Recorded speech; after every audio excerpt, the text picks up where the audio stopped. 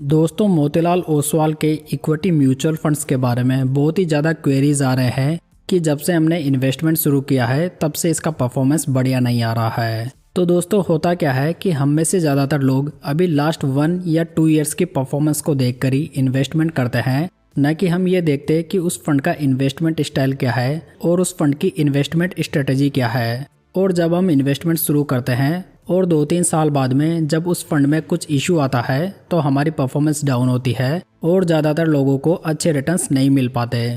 उससे अधिकतर इन्वेस्टर्स परेशान हो जाते हैं। तो दोस्तों यदि आपको भी अच्छे रिटर्न्स नहीं मिल रहे हैं तो आप इस वीडियो को अच्छी तरह से देखें और पूरा समझें, जिससे कि आप फ्यूचर में ऐसी कोई गलती ना करें। दोस्तों आगे बढ़ने से पहले यदि ये इन्फॉर्मेशन आपको पसंद आए तो इस वीडियो को लाइक एंड शेयर जरूर कीजिएगा, साथ ही इस चैनल को सब्सक्राइब जरूर कर लीजिएगा। दोस्तों जो इंडिया में म्यूचुअल फंड कंपनीज है हम उन्हें ब्रॉडली 3 कैटेगरीज में डिवाइड कर सकते हैं, जिसमें कि फर्स्ट में ऐसे म्यूचुअल फंड कंपनीज आती है जो कि काफ़ी ज़्यादा पुरानी है और उनका AUM भी काफ़ी बड़ा हो चुका है, जिनमें कि आप SBI, HDFC और ICICI म्यूचुअल फंड को रख सकते हैं। तो ये फंड हाउसेस काफ़ी बड़े हैं तो अधिकतर इन्वेस्टर्स यहाँ पर ही अपना इन्वेस्टमेंट करते हैं। अब ये जो रेपुटेड म्यूचुअल फंड कंपनीज है वो बाई एंड होल्ड की स्ट्रेटेजी को फॉलो करते हैं, यानी कि वो अच्छे क्वालिटी स्टॉक्स को बाय करते हैं और उनमें लंबे समय तक बने रहते हैं। तो उनके स्टॉक्स कभी नीचे जाएंगे और कभी ऊपर जाएंगे, लेकिन लॉन्ग टर्म में एवरेज आउट होकर ठीक ठाक रिटर्न ये फंड्स बनाकर दे देते हैं। सेकंड पे ऐसे म्यूचुअल फंड कंपनीज आते हैं जो कि पुराने तो हैं लेकिन वो रिटर्न्स इतने अच्छे नहीं बनाकर दे पाए हैं, जिसकी वजह से उनका AUM भी इतना ज़्यादा ग्रो नहीं कर पाया है। और तीसरे में हम उन म्यूचुअल फंड कंपनीज को रख सकते हैं जो कि इस इंडस्ट्री में नई है, और इस कैटेगरी वाली अधिकतर AMCs तो आजकल इंडेक्स फंड और ETF पर अधिक फोकस कर रही है, न कि एक्टिव फंड्स पर। तो यहाँ पर जो फर्स्ट कैटेगरी है जो कि ऑलरेडी इस्टेब्लिश्ड है और अच्छी परफॉर्मेंस भी दिखा रही है, तो अधिकतर निवेशक इन फंड्स में ही अपना इन्वेस्टमेंट करते हैं। लेकिन जो छोटे और नए फंड हाउस है यदि वो भी उसी सेम तरीके से जाएंगे और उसी तरह की परफॉर्मेंस लाएंगे तो नेचुरली वहाँ पर कम लोग इन्वेस्ट करेंगे, क्योंकि ऐसा रिटर्न तो ऑलरेडी इस्टेब्लिश्ड प्लेयर बनाकर दे रहे हैं। अब होता क्या है कि ये जो नए प्लेयर्स हैं वो कुछ नया करने की कोशिश कर रहे हैं, जिससे कि वो हाई रिटर्न बनाकर नए निवेशकों को आकर्षित कर पाएं। खासतौर पर यह ट्रेंड क्वांट की परफॉर्मेंस के बाद में काफ़ी तेज़ी से बढ़ा है, जहां पर क्वांट ने बहुत ही ज़्यादा रिस्क लेकर बहुत ज़्यादा रिटर्न्स जनरेट किए। लेकिन इस फंड हाउस के फंड्स भी अभी के समय स्ट्रगल कर रहे हैं और अभी के समय नीचे चल रहे हैं। अब आप इसी कैटेगरी में मोतीलाल ओसवाल को भी रख सकते हैं, जो कि पुराना फंड तो है लेकिन फिर भी इसका AUM बहुत ज़्यादा नहीं बढ़ा है। मोतीलाल के अधिकतर फंड्स का AUM बहुत कम है, और थोड़ा बहुत अगर आपको किसी फंड का AUM ज़्यादा लग भी रहा है तो ये ओनली रिसेंट परफॉर्मेंस की वजह से है, जहां पर रिसेंट परफॉर्मेंस की वजह से ज़्यादा इन्वेस्टमेंट हुआ है। तो ये जो फंड हाउसेज हैं वो नई इन्वेस्टमेंट स्टाइल या स्ट्रेटेजी को फॉलो कर रहे हैं। तो इस प्रकार के फंड्स में यदि आप इन्वेस्ट करने जा रहे हैं तो आपको ये समझना होगा कि जो वो अलग कर रहे हैं तो क्या आप उसके साथ में कंफर्टेबल हैं या नहीं। तो दोस्तों हम मोतीलाल ओसवाल का इन्वेस्टमेंट स्टाइल और इन्वेस्टमेंट स्ट्रेटेजी को समझने की कोशिश करते हैं, और उसे समझने के बाद में आप खुद डिसाइड कीजिए कि आपके लिए ये सूटेबल है या नहीं। दोस्तों आगे बढ़ने से पहले मैं आपको फायर्स के स्केल्पर टर्मिनल के बारे में बताना चाहूँगा। फायर्स एक सेबी रजिस्टर्ड ब्रोकर है जो कि आपको स्टॉक्स, म्यूचुअल फंड्स और IPO में इन्वेस्टमेंट की फैसिलिटी ऑफर करता है। यदि आप इस प्लेटफॉर्म को यूज़ करते हैं तो ये आपकी ट्रेडिंग जर्नी को काफ़ी आसान कर देता है। इस ट्रेडिंग प्लेटफॉर्म को समझने के लिए हम फायर्स के स्केल्पर टर्मिनल पर चलते हैं। तो यहाँ पर आपको एक ही स्क्रीन पर ऑप्शन में CE और PE दिखाई दे जाएंगे, जिसमें कि आप अपनी डिजायर्ड सिक्योरिटी का चार्ट भी देख सकते हैं। दोस्तों आप लेफ्ट साइड से CE का स्ट्राइक प्राइस और राइट साइड से PE का स्ट्राइक प्राइस चेंज भी कर सकते हैं। साथ ही आप यहाँ पर सर्च पर क्लिक करके अपना पसंदीदा स्टॉक या इंडेक्स भी फाइंड कर सकते हैं। जैसे कि मुझे निफ्टी बैंक ओपन करना है तो मैं इसे डायरेक्टली सर्च करके ओपन भी कर सकता हूँ। चलिए बात करते हैं कि हमें ट्रेड कैसे करना है। तो दोस्तों यहाँ पर आपको राइट साइड पर ऑप्शन चेन मिल जाता है। तो यहाँ पर आपको एक ही स्क्रीन पर PE, CE और ऑप्शन चेन दिखाई दे जाएगा, जो कि आपको सिर्फ फायर्स का प्लेटफॉर्म ही ऑफर करता है। आप यहाँ पर इन चीज़ों को ऐसे स्क्रॉल भी कर सकते हैं, जिसमें कि आप एनालिसिस, IV और वॉल्यूम भी देख सकते हैं। साथ ही यहाँ पर आपको एक्सपायरी डेट भी मिल जाती है, और साइड में आपको प्राइस, ग्रीक्स और स्ट्रेडल भी मिल जाते हैं। जैसे कि मैं यहाँ पर ग्रीक्स को सिलेक्ट करूँगा तो हमें यहाँ पर गामा, थीटा और डेल्टा जैसी इंफॉर्मेशन भी एक साथ मिल जाती है, जो कि ऑप्शन ट्रेडिंग में काफ़ी ज़्यादा इम्पोर्टेंट होती है। यदि आपको इसके थ्रू बाय एंड सेल करना है तो वो भी आप 1 क्लिक में कर सकते हैं। साथ ही आपको यहाँ पर क्विक ट्रेड का ऑप्शन भी मिल जाता है, जिससे कि आप क्विकली अपने ट्रेड को एग्जीक्यूट कर सकते हैं। साथ ही यहाँ पर आपको पोजीशंस, ऑर्डर्स और ट्रेड का सेक्शन भी सिंगल स्क्रीन पर मिल जाता है। दोस्तों, यदि आपको ट्रेडिंग करने के लिए फंड ऐड करना है तो आप ऊपर फंड्स के ऊपर क्लिक करके फंड्स भी ऐड कर सकते हैं, जिसमें कि आप यूपीआई या नेट बैंकिंग का यूज़ कर सकते हैं। तो दोस्तों, यदि आप भी फायर्स के इस बेहतरीन ट्रेडिंग प्लेटफॉर्म का इस्तेमाल करना चाहते हैं तो इसका लिंक मैंने डिस्क्रिप्शन बॉक्स में दे दिया है, जहां से आप फायर्स में फ्री में अपना इन्वेस्टमेंट अकाउंट ओपन करवा सकते हैं। दोस्तों, आप यहां पर मोतीलाल ओसवाल के उन फंड्स का डिटेल्स चेक कर सकते हैं जिन्होंने कि एटलीस्ट 1 ईयर कंप्लीट किया हुआ है। तो यहां पर हमने ईयर वाइज CAGR रिटर्न्स लिए हैं और इसका AUM लिया है।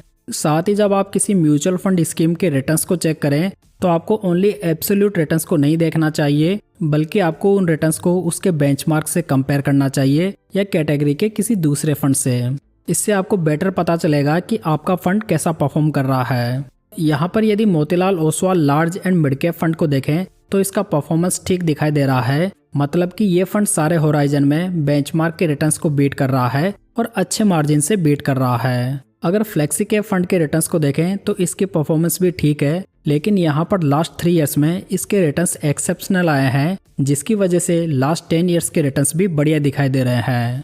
अगर 3 साल पहले मोतीलाल फ्लेक्सी कैप को वैल्यू किया गया होता तो ये फंड इस कैटेगरी के वर्स्ट फंड्स में शामिल था। अगर मिड कैप फंड को देखें तो इसके लास्ट 1 ईयर के रिटर्न्स तो बेंचमार्क के कंपैरिजन में काफ़ी बढ़िया हैं। साथ ही ये फंड लॉन्ग टर्म में भी काफ़ी शानदार कर रहा है। हालांकि फंड की रिसेंट परफॉर्मेंस ठीक नहीं है। यदि स्मॉल कैप फंड को देखें तो ये एक नया फंड है, सो यहाँ पर ओनली 1 ईयर का डेटा है, जो कि बेंचमार्क से काफ़ी बढ़िया है। हालांकि इन फंड्स के अलावा इनका फोकस्ड फंड बहुत ही बेकार परफॉर्म कर रहा है और ये सिचुएशन लंबे समय से चलती हुई आ रही है। साथ ही दोस्तों, यहाँ पर किसी भी फंड का AUM आपको बहुत ज़्यादा देखने को नहीं मिलेगा। यहाँ पर सिर्फ मिड कैप फंड का AUM अच्छा है, जो कि रिसेंट में ही बहुत ज़्यादा हुआ है। साथ ही दोस्तों, यदि आप किसी भी फंड का लॉन्ग टर्म का रिटर्न्स चेक कर रहे हैं, जैसे कि 5 साल 10 साल, तो आपको ये बात ध्यान में रखनी चाहिए कि ये जो रिटर्न्स है वो CAGR रिटर्न्स है। यदि कोई फंड 1-2 साल में काफ़ी बढ़िया परफॉर्म करता है तो उसके ओवरऑल रिटर्न्स में भी काफ़ी इजाफा होता है, जिससे कि एवरेज होकर वो रिटर्न्स ज़्यादा दिखाई देते हैं। जैसे कि आपको यहाँ पर दिखाई दे रहा होगा कि ये रिटर्न्स 10 सालों के पीरियड में तो बहुत ही बढ़िया है, लेकिन इसका एक बड़ा रीज़न है कि ये जो मोतीलाल के फंड्स हैं पिछले 1-2 साल में काफ़ी बढ़िया परफॉर्म करे हैं। इसकी वजह से एवरेज आउट होकर ये रिटर्न्स बहुत ही बढ़िया दिखाई दे रहे हैं। और ये सेम सिचुएशन हमने क्वांट फंड्स में भी देखी थी। तो देखिए दोस्तों, हमने जो रिटर्न्स चेक किए उसके बेसिस पर रिटर्न्स तो अच्छे हैं, तो फिर भी अधिकतर इन्वेस्टर्स अभी ये कमेंट कर रहे हैं कि उनकी परफॉर्मेंस अच्छी नहीं आ रही है। तो हम ये जानने का प्रयास करते हैं कि आखिर में ऐसा क्यों हो रहा है। उसके लिए हमें इन फंड्स की रिसेंट परफॉर्मेंस देखनी पड़ेगी। तो यहाँ पर हम ओनली लास्ट 6 मंथ्स के रिटर्न्स को देखें तो यहाँ पर Motilal Oswal mid cap fund negative में रिटर्न्स बनाकर दे रहा है, जहाँ पर यह फंड लास्ट 3 मंथ्स में तो बेंचमार्क के कंपैरिजन में बहुत ही ज़्यादा गिर चुका है। साथ ही ये mid cap fund last 1 month में कैटेगरी का लास्ट रैंक फंड भी रहा है, जहाँ पर लॉन्ग टर्म में आपको ये नंबर 1 दिखाई दे रहा होगा, जबकि रिसेंट में ये काफ़ी ज़्यादा पिछड़ गया है। सेम यदि हम फ्लेक्सी कैप फंड के रिटर्न्स को देखें तो ये भी काफ़ी ज़्यादा डाउन दिखाई दे रहे हैं। तो ये फंड भी लास्ट 1 मंथ में बेंचमार्क के कंपैरिजन में 4 टाइम्स गिर चुका है।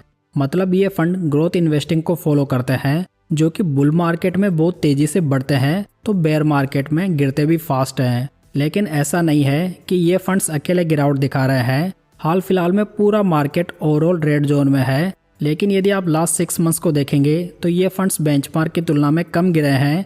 तो ये जो फास्ट गिरावट आई है वो रिसेंट में आई है, जिसका रीज़न हम आगे समझेंगे।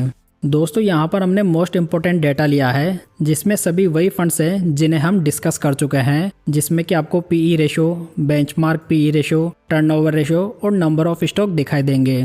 तो यहाँ पर यदि हम large and mid cap fund का PE देखें तो ये 72.53 है, वहीं पर बेंचमार्क का 27.60 है। यदि फ्लेक्सी कैप का PE देखें तो ये 64.72 है, वहीं पर बेंचमार्क का 24.30 है। मिड कैप का PE 69.32 है, वहीं पर इसका बेंचमार्क 38.70 पर ट्रेड हो रहा है। स्मॉल कैप का PE 44.63 है, वहीं पर बेंचमार्क का 30.40 है। अगर फोकस्ड फंड का पी देखें तो ये 32.73 है, वहीं पर बेंचमार्क का ओनली 24.30 है। तो यहाँ पर ये सभी फंड्स अपने बेंचमार्क के पी की तुलना में काफ़ी ज़्यादा पी पर ट्रेड हो रहे हैं। ज़्यादा पी रेशो का मतलब ये हुआ कि ये जो फंड्स हैं वो ग्रोथ स्टाइल ऑफ इन्वेस्टिंग को फॉलो कर रहे हैं और इनके पोर्टफोलियो में जो स्टॉक्स है वो वेरी हाई ग्रोथ कंपनीज है। तो ये जो हाई ग्रोथ कंपनीज होती है उनमें करेक्शन भी उसके अकॉर्डिंग बड़ा ही होता है। अगर टर्नओवर रेशो देखें जो कि हमें ये बताता है कि स्टॉक्स को एक साल में कितनी बार बाई एंड सेल किया गया है, तो यहाँ पर टर्नओवर रेशो सभी फंड्स का ज़्यादा है। मतलब ये स्टॉक्स बाई एंड सेल बहुत ज़्यादा कर रहे हैं। इसका मतलब ये भी हुआ कि काफ़ी हद तक ये मार्केट को टाइम करने का प्रयास कर रहे हैं। देखिए दोस्तों, इन फंड्स का एक तो पी रेशो बहुत ज़्यादा है जिसकी वजह से यहाँ पर मार्जिन ऑफ सेफ्टी बहुत कम मिलती है और उसी तरह से टर्नओवर रेशो बहुत ज़्यादा है। मतलब कि मार्केट को अगर आप टाइम करने की कोशिश करेंगे उसके कारण भी आपकी रिस्क बहुत ज़्यादा बढ़ जाती है। क्वांट फंड्स का टर्नओवर रेशो भी बहुत ज़्यादा था जिसका नतीजा आप अभी रिसेंट में देख रहे होंगे। तीसरा हम यहाँ पर देखें तो इसमें नंबर ऑफ स्टॉक्स बहुत कम है। मतलब फ्लेक्सी कैप में तो ओनली 15 स्टॉक्स हैं जो कि बहुत ज़्यादा रिस्की हो जाते हैं, क्योंकि इतने कम स्टॉक्स होने की वजह से इंडिविजुअल स्टॉक्स में बहुत ज़्यादा एक्सपोजर लेना पड़ता है, जहां पर यदि किसी एक स्टॉक की भी परफॉर्मेंस खराब होती है तो पूरा पोर्टफोलियो इम्पैक्ट होता है। बाकी आप स्टॉक देखेंगे तो यहाँ पर 33, 26, 45 और ओनली 22 स्टॉक्स हैं जो कि बहुत ही कम माने जा सकते हैं। यदि आप ज़्यादातर म्यूचुअल फंड स्कीम्स को देखेंगे तो आपको वहाँ पर बहुत ज़्यादा नंबर ऑफ स्टॉक्स दिखाई देंगे जिससे कि आपकी रिस्क डाइवर्सिफाइड हो जाती है। चलिए दोस्तों, अब हम मोतीलाल ओसवाल का फैक्ट शीट भी चेक कर लेते हैं।